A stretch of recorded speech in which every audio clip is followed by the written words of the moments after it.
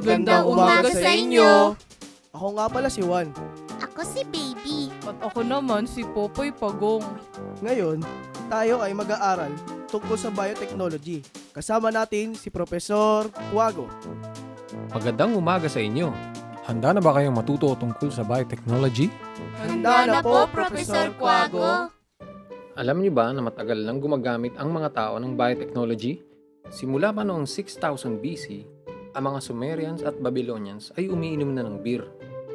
Kasunod nito ay ang pag-imbento ng tinapay at keso ng mga Egyptians noong 4000 BC.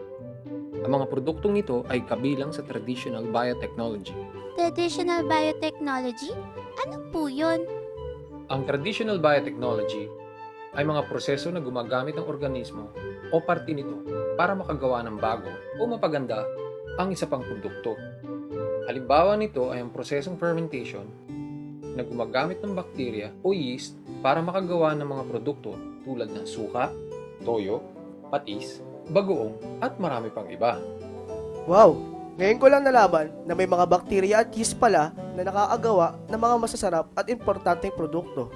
Ang galing naman po ng biotechnology. Okay yan. Okay talaga.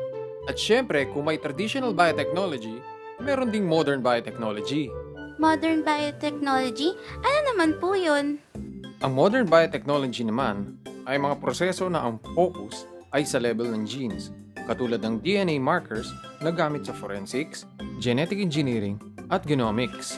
Tatalakayin natin ang genetic engineering at ang kanyang mga produkto. Sige po, Professor Cuago.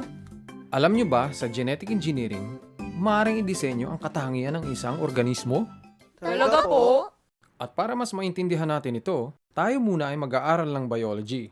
Okay ba yon? Okay na okay po yun, Professor Cuago. Okay, ang lahat ng organismo ay binubuo ng cells. Sa bawat cell ay may nucleus kung saan matatagpuan ang chemical na deoxyribonucleic acid o DNA.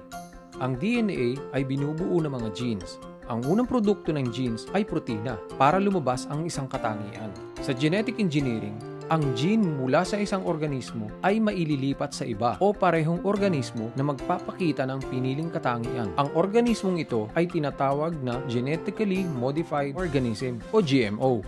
Isang magandang halimbawa ng GMO ay ang BT corn. Sa BT corn, ang gene ng mikrobyo na Bacillus thuringiensis o BT para sa isang protina na nakalalason sa mga pesteng uod ay inilipat sa mais. Kaya naman ang BT corn ay makakagawa ng protinang pumapatay sa mga uod. Kapag kinakain po ng pesting uod ang mais, mamamatay yung uod. Ganun po ba? Ganun nga!